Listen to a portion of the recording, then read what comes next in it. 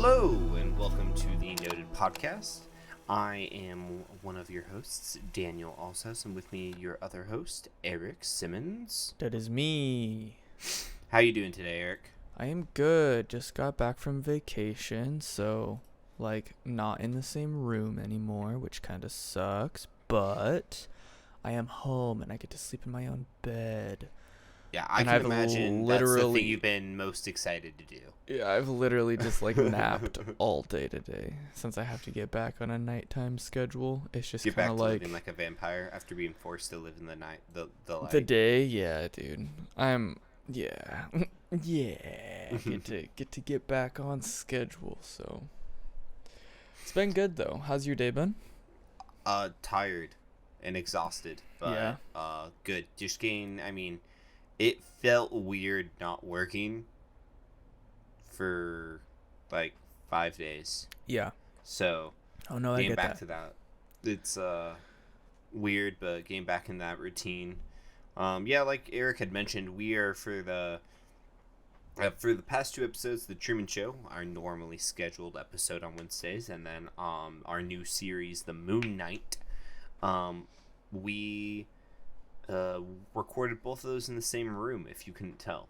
And so we're doing this back like our normal setup, so that is a little disappointing, but, won't stop us from having a good time.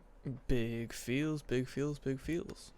So let's just jump right into it. We mentioned when we were doing The Truman Show, I don't know if you remember, that we wanted to do The Man on the Moon and then Jim and Andy, which The Man on the Moon is a movie Jim Carrey did, and I think it was 1999. Yeah, 99, baby.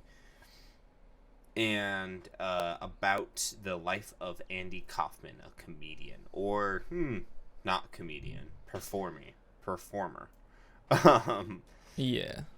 And then Jim and Andy is the subsequent documentary that came out in 2017 about the behind-the-scenes filming and making of the movie and what Jim Carrey underwent to make it.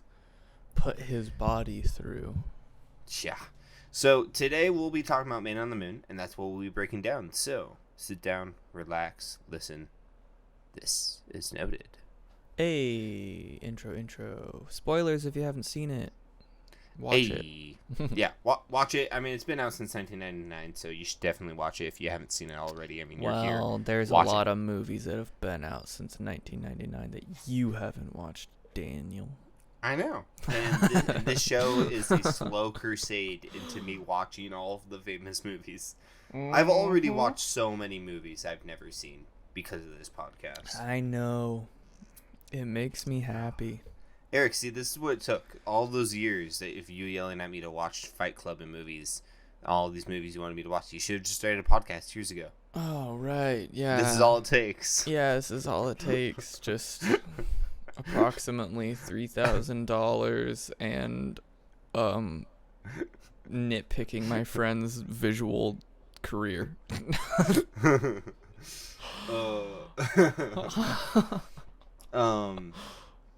So, yeah, no, I'm not asking for much. I don't know what you expect. Oh, yeah, same. Feels. Not at all. So Man on the Moon, like we mentioned, I didn't realize until I started watching this, but it's about Andy Kaufman. I thought he was a fake person. Yeah, it's about. I didn't realize he was a real dude. Yeah, it's about a dude who actually did everything this movie says. There's, if you've never seen it, definitely watch it. Like I've said, 5 times. It's crazy. But throughout this movie, there were several times. So I just watched this movie last night, and we're recording on Monday the 4th. You had to Google some of it, huh? Oh, I stopped the movie at least 6 to 7 different times. Did he actually do this? What the hell? Bro, I had to Google if his wife was actually his wife. If, when he towards the end of the movie, when he realizes he has cancer. Spoiler, the man has cancer and dies of cancer. He stands up on stage being like, I have cancer and my wife has left me. And no, he didn't say he had cancer yet, but he said he had a cyst on his neck, his wife has left him, and Taxi, the show he was famous for, got canceled. And he's all sad. And we knew the first two. We knew he had a weird cyst on his neck. We knew that Taxi got canceled, but the third one, his wife left him. I was like, the fuck is this shit?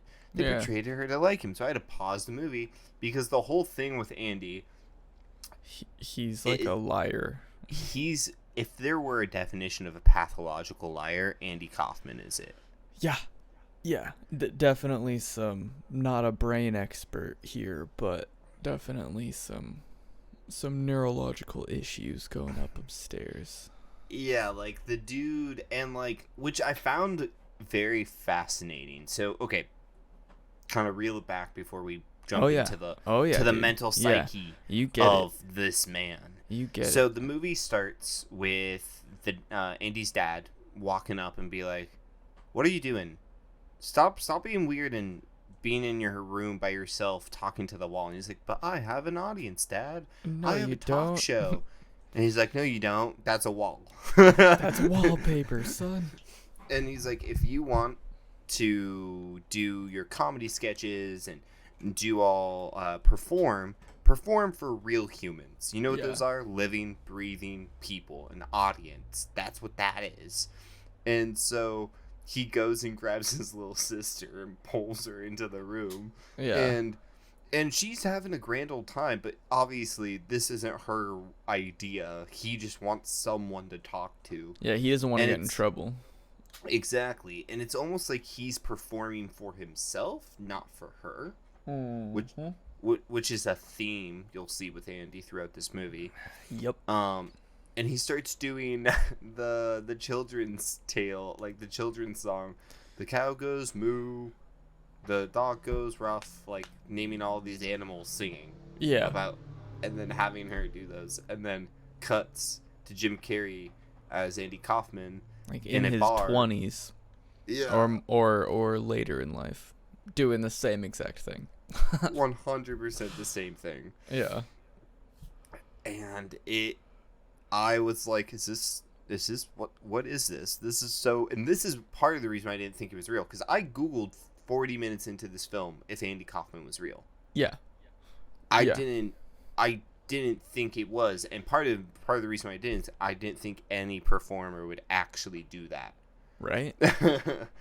And then he's like, his whole goal is he wants to be famous and he wants to entertain. Like, he doesn't care what he's entertaining doing. He just wants to be famous and perform on the biggest stage. That is what he wants. Yes, sir. And so he's like, how do you be funny? What is funny? And someone tells him impressions are funny. So he goes and does a weird foreign man impression while doing Elvis Presley as well. Hello. And so you go from that part. Then you meet George. Ooh, Mr. Danny DeVito. Mr. Danny DeVito himself. Which also didn't know he was in this film. Made me yeah, super happy dude, to see he was in this film. The cast of this movie is gold. Oh, it is. I mean, Courtney Love is in this. She did a good job. Christopher Lloyd is in this as a background character. Paul Giamatti did really good. Yes, sir. Yeah, I didn't realize how many like big names were in this movie until like I rewatched it today. I was like, holy shit. It's a lot of big names. And they're just like in the background. Like what's that one actor or comedian's name that recently died? Norm Mcdonald or whatever. Wait, Norm Mcdonald is in this movie? Yeah, you remember the part where Andy has to pretend to play stoned? Yes. And he throws the water in the face? Yes. That was Norm Mcdonald. Who he threw water in the face. I didn't even recognize him. Oh, wow. And I mean, I saw David Kosher, who plays, I know him from The Office. He plays Packer. Yeah. He's in this film. Yeah. Patton Oswalt, who does a lot of different stuff. He's in this film as a background character. David Letterman, of course. Yup. There's just a ton of people in this. Yeah, the cast is beautiful. And what's also cool is they have a lot of people who are actually, like, co-stars. Yeah. Of and Andy, themselves. Or worked with Andy as themselves in this film. Yes, which is really, really cool. Anywho, back to movie. So Andy meets George Shapiro, which essentially turns into like his what's that word? His agent. His agent, right? So George helps Andy get big, kind of, and George helps Andy get into the limelight, and that's where he essentially becomes like a comedical genius, and like just I don't even know if I would the call him a comedic genius. I mean, he's still considered like an amazing comic. He's just like a controversial, like he like, if there was any professional title that you could have given him was like pot stirrer. Yeah, well, and that's kind of why I don't know if I'd call him a comic, even though a lot of comics do that. But their goal at the end of the day is to make you laugh, and he was here to stir the pot. Yeah, he was there to entertain. And yeah. Andy, which I will say, I do agree now looking at it from this perspective, and from his perspective of his point of entertaining was that you don't have to, if you enjoy it, that doesn't mean that's the only way to be entertained. Exactly. Like, people hate to love, like, they love to hate people. Yep. That is entertainment. Yeah, which is why he was an entertainer. Yeah. Which is why Will Smith slapping Chris Rock has been the biggest buzz for the last week and a half. God. Because people love to hate. Mm-hmm. Like that there's nothing more controversial than that right now in 2022. Yeah. And in America, and like, yeah, that's been like the first big celebrity thing since like, quote unquote, oh no, Tom Hanks has COVID. Yeah. Yeah. And like, so it just shows like, like how they say like there's no bad publicity. Mm-hmm.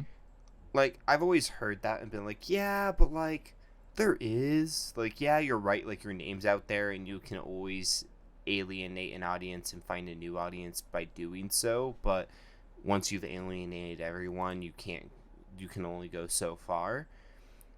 I would say Andy Kaufman kind of proved my theory about that wrong, that there is only good publicity.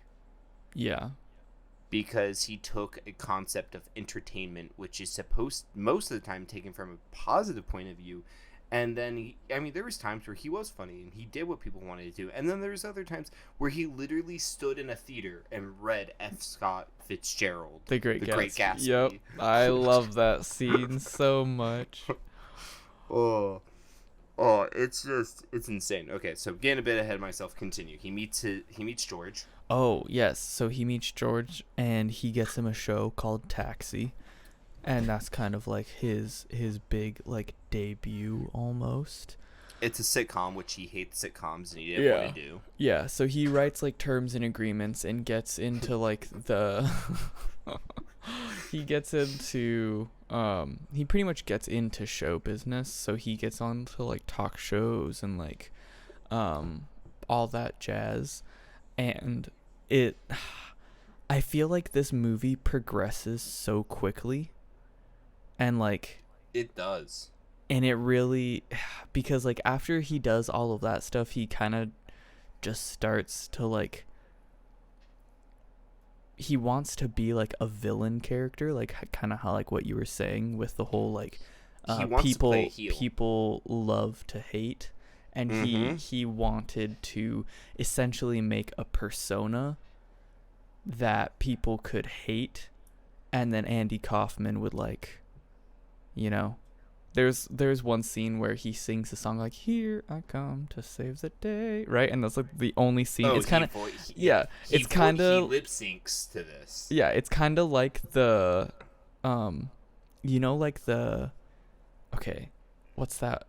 What's that one show called? The show where I'm getting there. Thanks, buddy. The show where they like judge people for talents. America's Got Talent. Boom, got him. Brain fart. So you remember the one talent dude who was like all he sang was Macarena?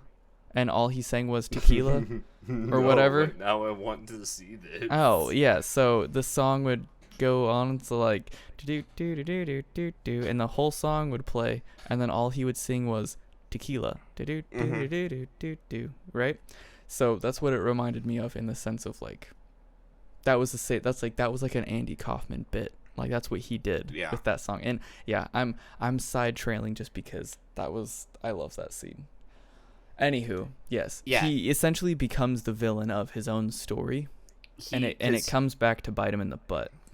Yeah, pretty exactly, because he's now on this very popular sitcom where he does the Foreign Man, which is a bit that I mentioned earlier that they turned into a character, and everyone loves it. It's supposed to be like this lovable character mechanic, but it's the only thing people want, and it is what got him famous, but it's also what he considers to be the lowest form of entertainment. Yeah, like laugh tracks, and like he at one point he's like, "Those are dead people, George. Dead people are laughing." Yeah, because laugh tracks are just recorded laughs from like forever ago. Yeah, and so he like he'll go out on stages because he still like will book theaters and like book college campuses to go do shows, and every time someone calls him a comedian, he says, "No, I'm a song and dance guy. I'm a performer. I'm not a comedian." And so he gets booked to do a show, and as we mentioned earlier, he dresses up in a tux and starts doing this British character, and then starts to sing The Great Gatsby, which, if you know, it's Fitzgerald's one of his most famous book. It's a great book. It's not huge, but I mean, to read it in one sitting, he reads the whole thing. Yeah, and so he starts doing that, and while he's reading it, everyone starts booing him, wanting him to do that character. He keeps chanting. He does the voice for a little bit, and then goes back to reading like normal. And then he's like, "Do you want me to play a track instead of reading?" And he's like, Yep. He starts playing the track, which is just him reading the book. It's amazing. Which is hilarious. And so he keeps getting, George tells him, like, "You can't do that. You can't. Yeah. People are hiring you to do these bits, and you're doing this. Yeah. They want Mighty Mouse. They want this. They want the Foreign Man. They don't want whatever that was." Yeah. And so he's sitting now there's another character played by Paul Giamatti, Bob Zumba. I love him. He's like his sideman, his writer, his pretty much best friend throughout the film, who helps him come up with a lot of the material. And they together are sitting in an apartment, and this is where Eric was mentioning how he becomes like a villain of his own story. This is where this villain persona was really built. He was watching pro wrestling. He's like, "I want to do that, but I'm like 80 pounds lighter than all of these guys. Yeah, I can't beat those guys, but I could beat up a girl." Exactly. He's like, "I can beat up someone smaller." God. So he starts booking shows where then he starts saying sexist remarks about women, saying "stay in the kitchen," blah blah blah, like being really vulgar and just rude. Or very rude. Saying, "If any woman can come up here and beat me, I'll give you $500, which is still a good amount of money today. And honestly, if someone would pay you for beating up someone who pissed you off, that's always a good deal. Heck yeah. But in the 80s, $500 holds a little bit more weight, you know? Yeah, big feels. And so they all start lining up, and he beats them because he's a man, larger than the majority of them. Bigger than them. And he then starts getting so much hate for this character that he's doing, and he's playing a wrestler heel character. Yeah. But he calls him, this is my favorite part, because every time he starts a show where he's doing this wrestling, he calls himself the intergender champion. Yep. The intergender wrestling champion. And he calls himself Mr. Hollywood. Yep. Oh, it's so funny. Yeah, it's cringy as hell, but this man actually did it. Oh, this is real. It's This is all real. this is real because earlier when I said I Googled him, I don't remember what first made me Google him, but something I mean, made probably me Google. anything that he said. Yeah, but something made me Google him because I got like 30 minutes into it. Taxi, because I've heard of that show. When they said Taxi, it was like, okay, what is this? So I paused it and looked up Andy Kaufman, and I saw a pro wrestler was tagged to his name, and I was confused. I'm like, what the crap? Yeah. I'm like, oh well, I bet it'll explain later. And then when they showed him doing this, I'm like, this is real. He actually did this. Yep. This is quote unquote pro wrestling. And what's great too is this happened in the 80s. So Yeah. you can find a lot of this stuff still Yeah, you can find his bits. on the internet. Yeah, you can watch Andy Kaufman's bits. And he also became like, when I also say he also became his own villain, he also turned into like a different persona of Tony Clifton, which is like literally him just dressed up as a different human. Like Elvis, if Elvis was like aged and gained a lot of weight. Actually, he did gain a lot of weight, but you know what I mean. Yeah, he was like I'm walking here kind of character of like, when I raise my hand, you better shut the fuck up. Like I want absolute silence. The most unhinged human. Oh yeah, yeah. Of. It was just like straight insult to no matter what. Mm-hmm. It was like, go ahead. You know when like you get pissed and you have like the first thought you have and you're like, okay, I can't say that because that's rude. And yeah, that's just Tony Clifton. Everything he says out of his mouth is just the first thought that shoves to his head. If it's always negative. Yep. Yeah. Oh, and the way they introduce Tony Clifton is so great. You want to mention that? Okay, yeah. So it's actually like towards the beginning of the movie when Andy Kaufman meets George. George gets a random call, and it's Tony Clifton saying, fuck this guy, he's horrible, he's rude, like everything he does, he's just trash, like don't hire him, don't work with him, he's a horrible human being. And then they go through everything, and then George tells him that like he got a call from a guy named Tony Clifton, and he's like, oh, it's like him and I, like, we had a quarrel like a couple of years ago, but like I owe him, So then George goes out of his way to like find one of Tony Clifton's like bookings to, because like, part of his demands to get on Taxi is to have him be in specific episodes or for him to guest star. Continue. Yeah, and so like George like goes out of his way to go to one of Tony Clifton's shows, and he like I'm assuming kind of automatically can notice that like this is Andy dressed up, right? I mean, at least the way Danny DeVito portrayed it was, I think he knew something was afoot, but didn't know exactly what it was. Yeah, and then when he called him Andy, out, but when he went and saw him, Andy lowered the glasses. Yeah, because he wears like fake sideburns, like a fake mustache, and then like really big aviators, and wears lots his of like plastic makeup. Yeah, and wears his face down in it, or wears his hair down in his face, so it like covers up a lot. But like Tony Clifton like calls George out, and he's like, Shapiro, like you and me will talk later tonight or something like that. So yeah, then you essentially get to meet anti-Andy probably like 20, 25, 30 minutes into the movie.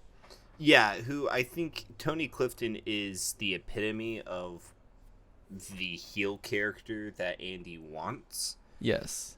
And then Andy also becomes a heel in himself. Yeah, he becomes his own heel, 100%. And what's great too is this is when you meet Bob Zamuda. Yeah. Because he is in the audience and Tony pours water on him and makes fun of Yeah, him. just like picks him out of the crowd and just like talks shit about him, and everyone thinks that it's like just a random stranger. So they just think that Tony's like an absolute ass, but it's all been planned, and it's all a skit, like it's all for the bit kind of thing, you know? Mm-hmm. Everything's content. Dude, Andy Kaufman would have thrived in the social media world. No, dude, Andy Kaufman would have been the dude who, it's just a social experiment, because it's pretty much what he did. Let's be honest. The man constantly did social experiments before it was a coined excuse for pranks gone wrong in public. That's fact. It's just a prank. It's just a prank. Yeah. Because that would have been his media group. 100%. Because like throughout the movie, a recurring theme is no one knows Andy Kaufman. Yeah. And the more I looked up and researched about him, it's true. No one really knew him, or at least he was an oddity. He never showed anyone outside of maybe his partner, who his girlfriend up until he died, and like maybe his family members. But even then, like even his family members, when he first showed them he had cancer in the movie, they all thought he was pulling a leg. Yeah, his mom and dad are crying in the hospital, but his sister and brother are looking for keys for fake actors. Yeah. 'Cause they're like, I cried when he broke his neck, Mom. I'm not gonna like they know this is his thing, because he's constantly lying and pulling one over on people, and his whole thing is, I'm gonna get actors in on it, because like when Bob meets George, he tells him that he's done this type of stuff before. Like he faked a zoo with lions being out by hiring tons of actors to run around the zoo saying lions escaped. Yeah. It's just so, like mastermind type comedy that isn't funny, and it's just more trauma. Yeah, exactly. It's funny to those who are in on it, but everyone else is like uncomfortable and scared and like upset. What's going on? And so the whole time he's like acting like a character or doing things that seem so rude, but then like there's a ruse behind it. So like the whole wrestling thing, when he was playing this heel, it was still Andy Kaufman. So from the audience perspective, this was just a sexist bigot wrestling women. Yeah. It was just him like lashing out at people, but like that wasn't him. It would be like if, let's put it this way, it would be like if why can't I remember his name? Ashton Kutcher. Yeah. When he was in the 70 shows playing Kelso. Yeah. Actually, not even Ashton Kutcher. I have a better example. The dude who played Fez. Mm-hmm. It would be like if he went and did his own stand-up routine, but it turned out he was extremely like sexist and was wrestling women on the side. Or if he was like racist and fighting people of different races, but it was a bit, but he never told anyone it was a bit. Yeah. It was this he played a character everyone loved in a sitcom everyone loved. Well, then also in his real life, in his actual career, making people hate him. Exactly. To the point where his show gets canceled. Because people hate him. Yeah. He gets... the SNL lets the public vote on if they want to keep Andy or not, and they vote him out. Yeah. And so, like, when he enters the pro wrestling, like, horrible wrestling, like, Jerry Lawler, he used to be, like, an actual, like, pro wrestler.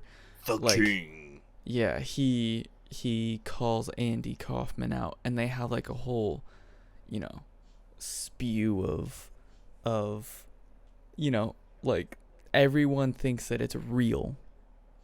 Everybody thinks that it's actually happening, that like Jerry Lawler is like standing up for the American people kind of thing, and it's all just another bit. Oh yeah. It was all a bit. Jerry Lawler was in on it the whole time, and once you figure out that he's in on it and you look back at it all, it was all a bit. It was all because during one of his Randy, okay, so we're gonna rewind. Yes, we rewind. Andy, the first woman he wrestles in the film, he ends up going on a date with and says he wants to marry her, and he's like, I'll do a show, in Memphis, which is the home of wrestling. And I'll challenge whatever woman can beat me. I'll marry him, and then I'll challenge you, and you'll beat me, and we'll get married. It'll be a whole thing.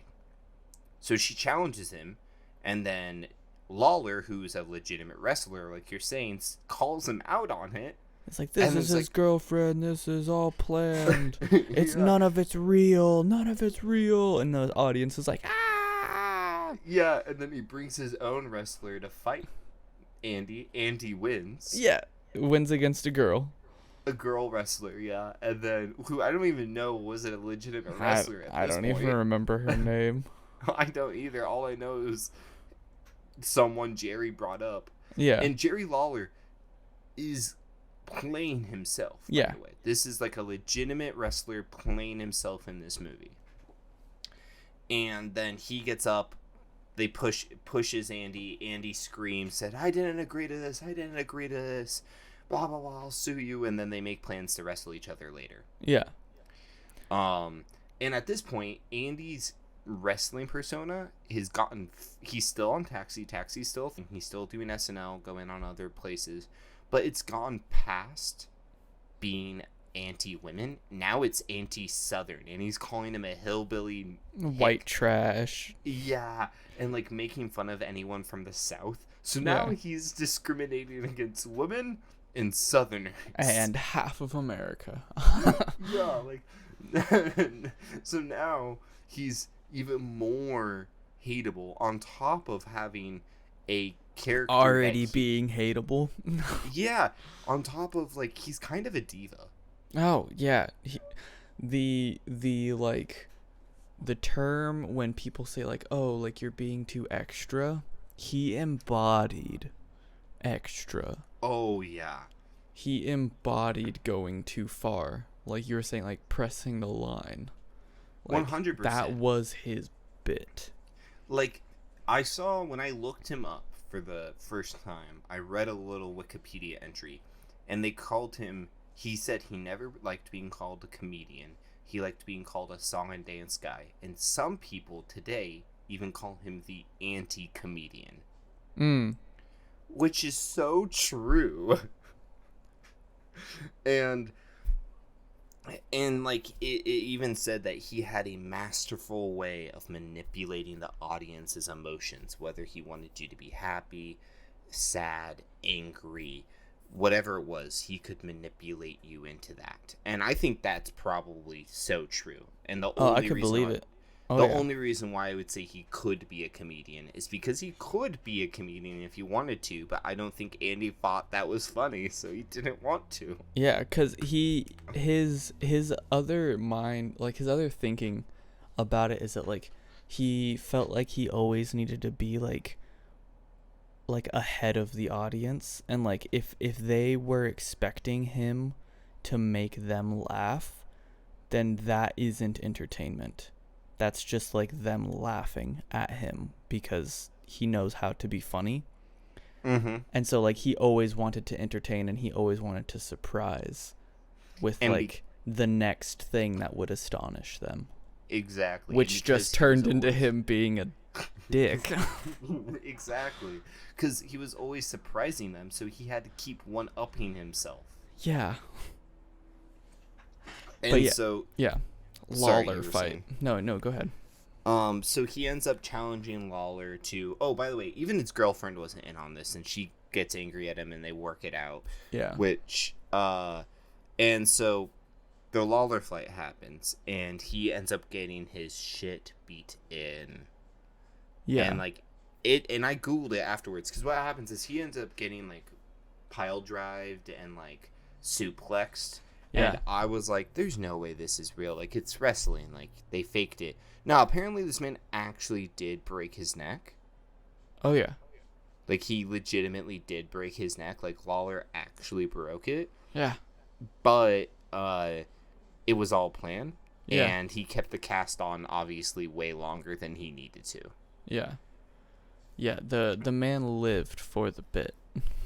he did. And they have a very famous, David Letterman?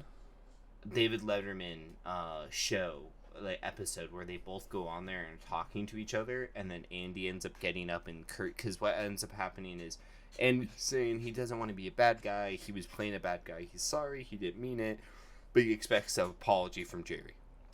Yeah. Jerry's like, I don't care if you were playing a character, you're an ass. Yeah. And then he's like, well, I'm not that type of guy. And he's like, what type of guy are you? And then he gets silent, and then Jerry stands up and slaps him. And then Andy goes with a off. neck brace on. Yeah, Andy has a neck brace on, but he's had it on for 5 months at this point. Yeah. And he says, what is that, a flea collar? Yeah. And he slaps him, and Andy goes fucking crazy. Yeah, and starts screaming and slamming the desk and cursing Jerry out. I don't know if you did this. I looked up that episode and I found the 5-minute clip. Yeah. And it's nearly identical. Oh yeah. It's a pretty accurate movie. Like almost 1-for-1 identical to like what happened in real. Imagine if that happened today, dude. Yeah. I mean, we saw a celebrity slap another celebrity recently. Quite recently.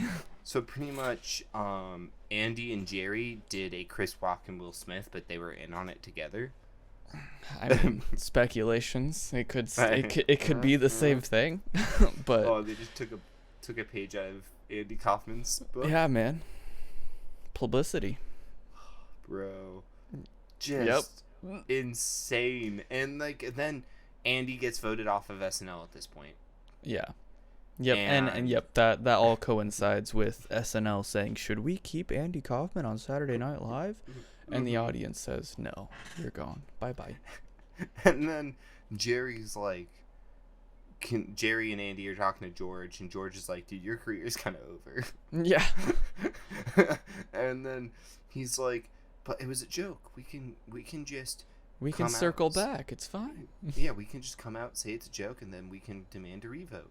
And then I'll get back on. He's like, I don't think you realize it. They don't want you back. Yeah. This was an easy out, bro. Yep.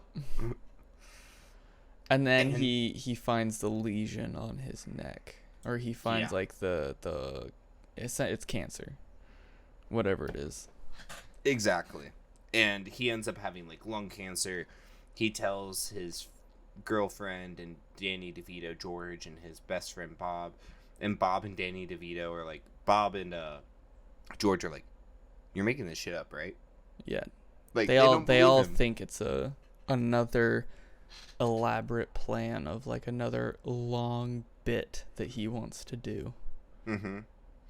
Which honestly is kind of on brand, considering this man played 2 different public famous personas. Yeah. Like Tony Kaufman is actually someone who went on talk shows. Yeah.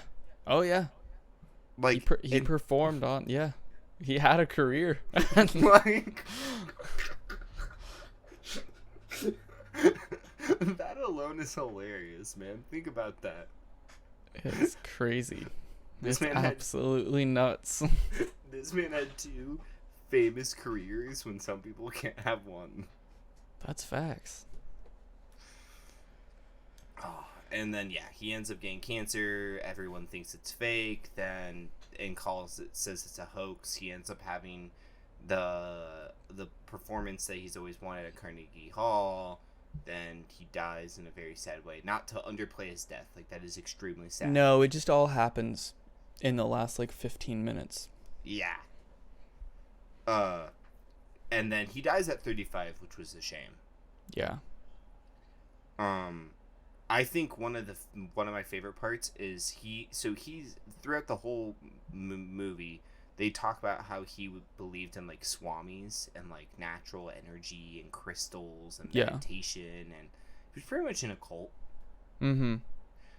And so he gets kicked out of the cult because it doesn't fit their brand. Yeah. And at the end of the movie, after like he's having like crystal healings and going to like chemotherapy and doing all, like literally everything you could do, he travels to the Philippines, I think it was, right? Yes. To find a dude who's like performing like miracles or something. Yeah. And he sees him washing his hand in blood. And he's like, whoa. Like he sees him like performing these miracles, put his hands in people's bodies, they start to bleed, and he pulls something out and then wraps them up and sends them out, and he's doing this. It's almost like he's like pulling the sickness out of people. Like that's what it is perceived to look like. Exactly. But it's just a bit. It's 100% a bit. And he notices that it's just a bit. And then he laughs, and then it cuts to Andy Kaufman in his coffin. Yeah. And I thought that it was like, it was really sad, but it was also like a beautiful way to show like his odd cynicism of the world, that like anything could be a bit, and it's really just in like the eye of the beholder of who finds what funny and how you find funny kind of thing.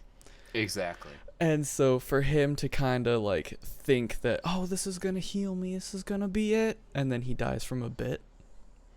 It's kind of like, he doesn't die from a bit, he dies from cancer, but he believes that a bit would help him.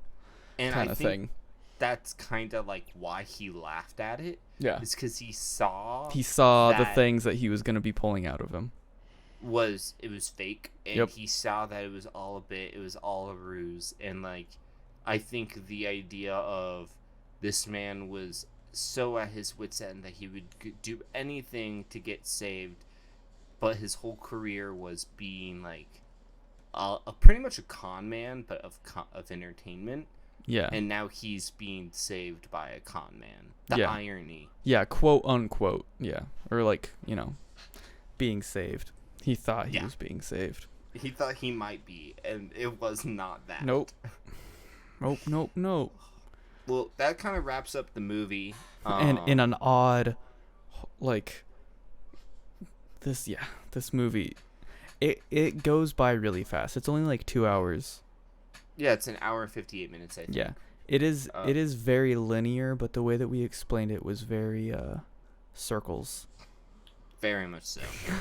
Well, and I think that's kind of, though, like, the movie does that. It's linear, but also it circle backs to a lot of things. Yeah, like things will happen, and then you get to see the repercussions, and then those repercussions will instantly spark, like, the next scene. So it's like, yeah, go ahead. Sorry. No, I was going to say, I kind of agree with you there. But yeah, I've done a lot of talking, so I'm going to hand it over to you. Tell me, what was your favorite part about this movie? I'm not a, like, I like movies about people's lives, but I'm also not, like, a big fan of them, just because it boils humanity down to 2 hours, you know? Like, this man's existence was 35 years, but this man's existence was also 2 hours to me. Mm-hmm. An hour and 58 minutes to be exact. Yeah. And so, like, I can see that. It's kind of sad. Yeah, it is really kind of sad, but at the same time, I loved this. I love this movie. It's a wonky movie because this man was a wonky human. And for him to actually, like, get big baffles me. Like, I think my favorite thing about this movie is just the fact that it got a movie. Does that make sense? Like, Andy Kaufman got a movie about him, and I don't think that he would have ever thought that. Yeah. You know?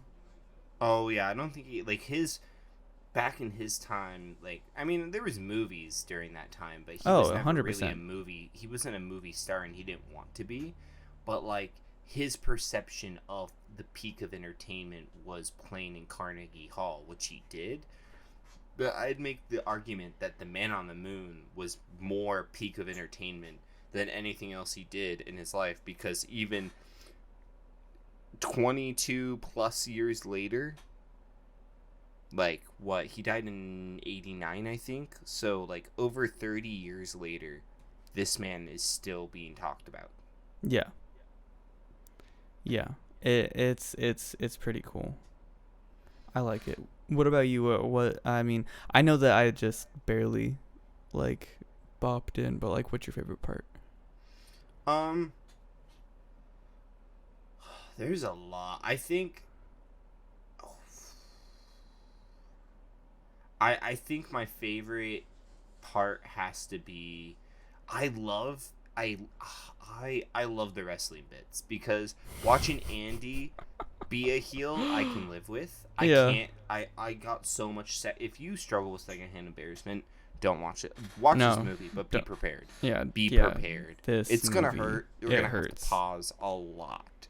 Like, I got so much secondhand embarrassment from this movie. Yeah.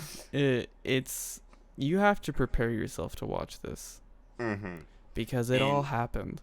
That's the crazy thing. Oh, it's so. And then to also watch the documentary that we're gonna be like doing next week as well, like Jim and Andy.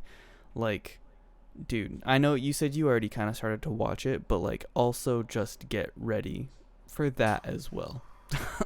That is honestly, like, Jim and Andy, watching just the 40 minutes of it I've seen, is honestly like the movie part 2. It is. No, and that's why I was talking about, like, last week when we were watching the Truman Show, that we could watch this movie and the documentary in one go, just because, like, if you watch the documentary, you're pretty much rewatching the movie, and you're having commentary and behind the scenes through the entire thing. And that's why I love it so much, because I grew up, like, loving, you know, commentary movies. So, like, if I were to, like, be watching a DVD and I can have people, like, actors or directors or writers, like, talking while the movie is going and, like, explaining to me, like, why they did this and how they did this, and, you know, like, really deep dive into the world of how it was filmed. Oh, dude, I would do that all the time. And so, like, to have that of this movie, and for this movie to be as wonky as it is. His life is just so wonky. Yeah, dude. And to have Jim Carrey, who is another wonky man. We haven't even touched on him. No. Like, for him to also take this role is also, like, damn. Because a lot of people don't, like, I wouldn't consider this a comedy. Like, it's called a comedy drama film. Like, it's a biographical. It's a dramedy for sure. Yeah, it's a biographical comedy drama. Mm-hmm. And I wouldn't even consider it a comedy. I think it's only a comedy because it has a funny. comedian. Yeah. I wouldn't consider it a comedy, though. It's a biography drama for it's sure. Sad, and his life was, like, as sad as it's gonna sound, but his life was just a joke. Like, in no, like, disrespecting, like, I'm not trying to disrespect or anything, but, like, his life was just, like, a joke, and it was, man's life was wonky, dude. Dude, well, and like, to the degree that, so I went kind of on a rabbit hole last night Googling about Andy Kaufman. I mean, as you should. He's an oddity. There's theories this man faked his death and is alive today. Some person claimed to be his daughter, which he didn't have kids, by the way, and said that her dad's still alive, and, like, talked to Andy's brother, her uncle, quote unquote, alleged uncle. And, like, apparently the uncle found a diary essay about Andy faking his death and what he was gonna do. And, like, I mean, I don't believe it. I think he's dead. But, like, also, imagine if the man faked his death to escape himself because he went too far. I could believe it. Dude, that is insane. I could believe it. I mean, he played a bit. Man, it was a bit. Jim Carrey did such a good job in this too. Yes, because he looked so uncomfortable. So okay, Andy Kaufman is a funny guy. When he's on stage, you can really see like he's a different person, kinda. When he's on stage, because like the comfortability, I feel like it's almost like confidence appears in him, and then when he's off stage, he's like and even when you watch interviews, he's socially awkward. He's socially inept to a degree. Yeah. And like the uncomfortability in the way he interacts with people, like how he always uses hand wipes and he has like certain tics. And Jim does it so well. He really does. And he looks visibly uncomfortable. Like, yeah, he hits all the mannerisms, and like he, even to a degree, looks like him at the end of the movie. Like, it's just, I've seen I've seen Jim Carrey movies where he does like facial expressions and like he's being awkward and real, but it always looks like Jim Carrey playing a movie, not the movie playing Jim Carrey. Yeah. You know what I mean? It looks like it's Jim Carrey in another movie. I knew I was watching Jim Carrey, but I never once felt like it was Jim Carrey in a movie. It felt like Andy Kaufman. Yeah. I feel, dude. I love Jim Carrey. He is one of my favorite actors.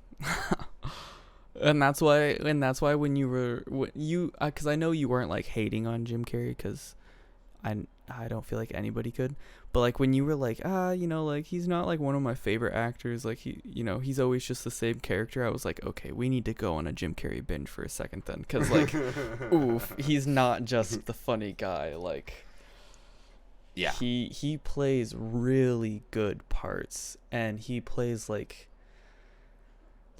although like most of his serious roles besides this movie are a little weird. Like, you have one of the movies that he plays in is called Seven, and he's just a man obsessed with the number 7, and it's like a psychological thriller, right? So and a lot weird. Have you seen it? No, but that is the weirdest premise for a psychological thriller I've ever heard in my whole life. And that's what makes it good. Like, to me, like, that's what makes an oddball man like Jim Carrey, who everyone just looks at and is demanding to be funny, like an Andy Kaufman situation. Like, he's trying to break out of the mold. He's been put in a box for No, sure. exactly. And I think that was like the big reason why this movie, like watching the documentary, Jim and Andy, this movie fucked him up, dude.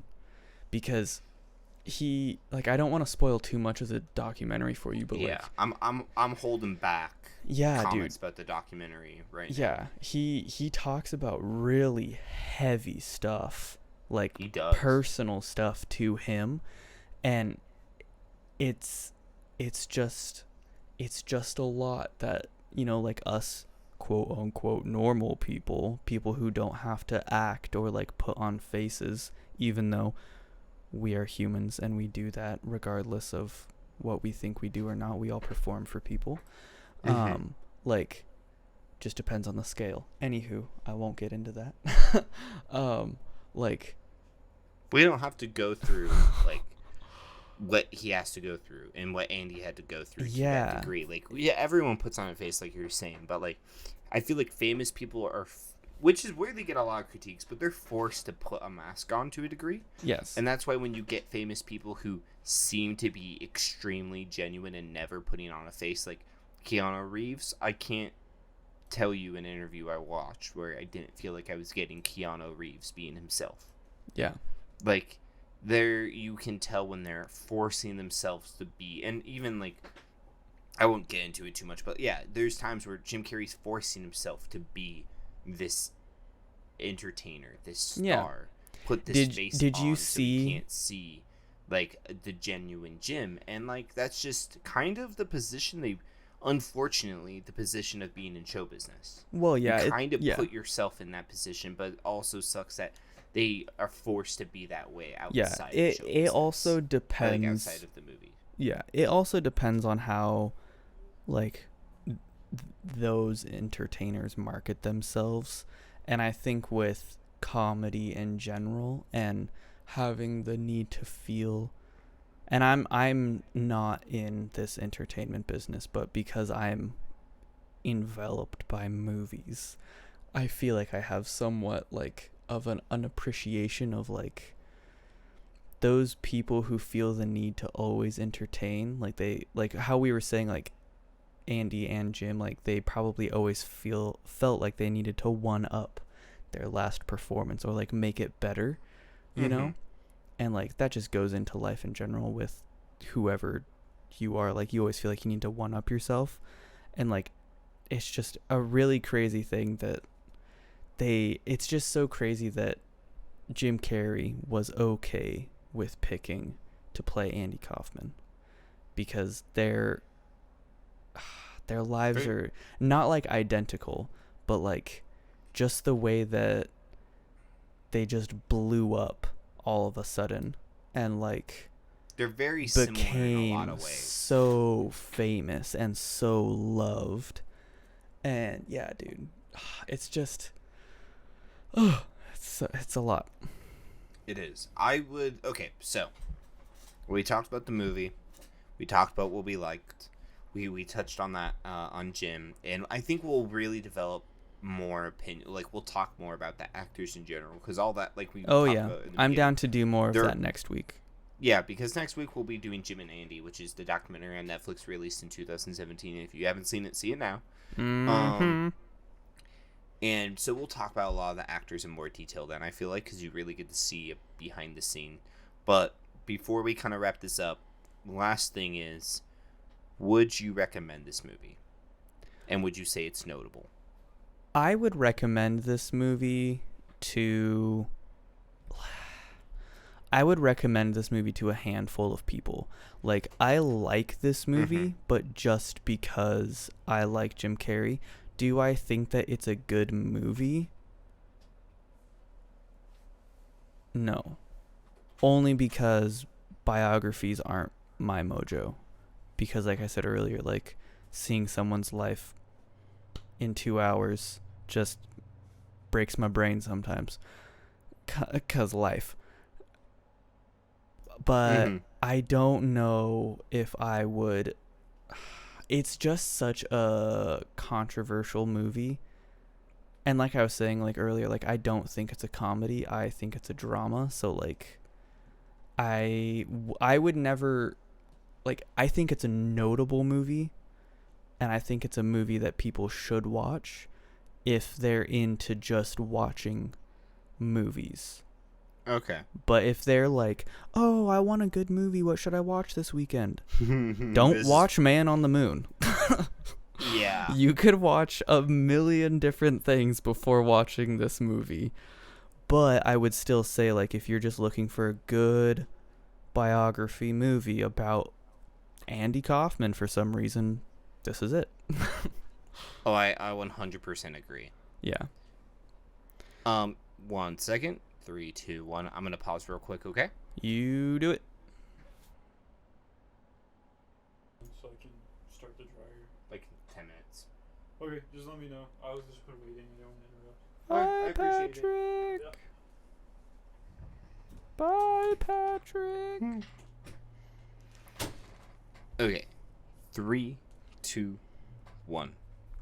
I can agree with that. To a point. I would say personally I love like biography movies. I absolutely love them. Yeah.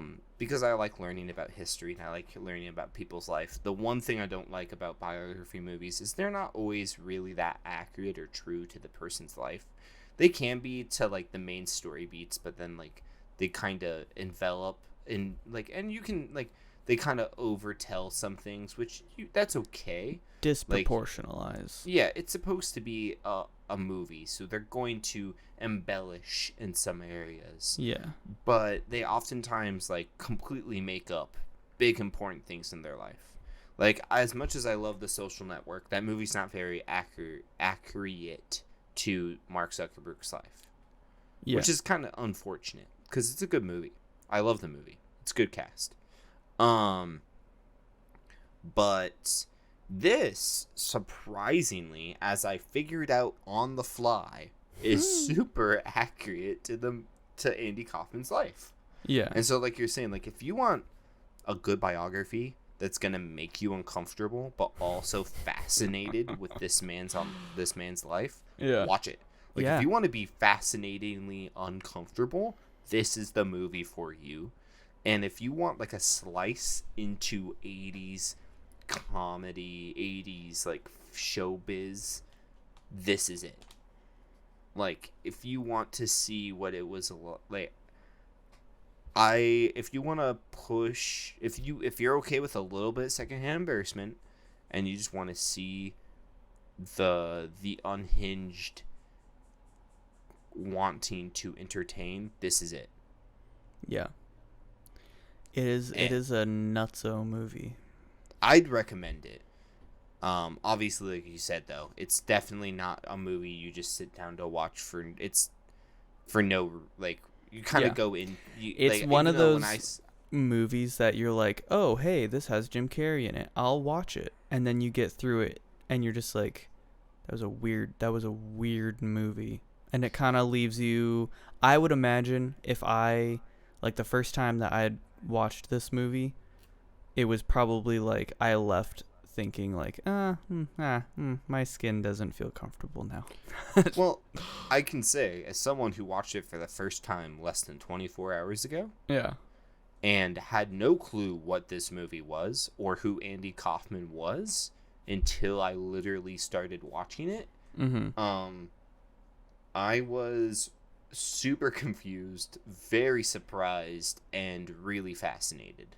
Yeah. I think, like, was it really odd, and did it, like, make me sad at times to know, Andy's life ended the way it was, and he was perceived the way he was, but also, like, I was just in awe of his want to make a show, do a show, and I was in awe of Jim Carrey's acting, of Danny DeVito's acting, and Paul Giamatti, and literally every other person in this movie who is a pretty decently big name. Even the background characters have done a lot. And it was, I very much so enjoyed it. And so I definitely don't think it's something that you sit down with the family if you're expecting a cheery movie. No. But if you're okay with something that's going to be a little bit of a downer, then go at it. Yeah, it's definitely a melancholy film. Oh, yeah. Well, I think that's about it for me. Do you have anything else you want to say before we wrap this baby up? No, not really. Just, life. Got him. Boom. Well, you hear it now, ladies and gentlemen. Life. Please do like, subscribe, and share. Comment. We want that engagement. Yes, sir. Tweet at us at A Noted Podcast. You can find us on YouTube at The Noted Podcast, Spotify, The Noted Podcast, and on Instagram, The Noted Podcast. So please follow, like, and subscribe, share, comment, all that good jazz. You know it. I'm repeating something you've heard 1,000 times. I do it at the end because I always hate hearing it at the beginning when I click on videos. It bothers the crap out of me. Let me get to the content, and if I stayed until the end, then I'll do what you ask. And so I appreciate you staying until the end. I hope you do what I ask, and if you don't, do it. Oh well. Do and it. Yeah, have a good night. Do it. Do it. Do it. Do it.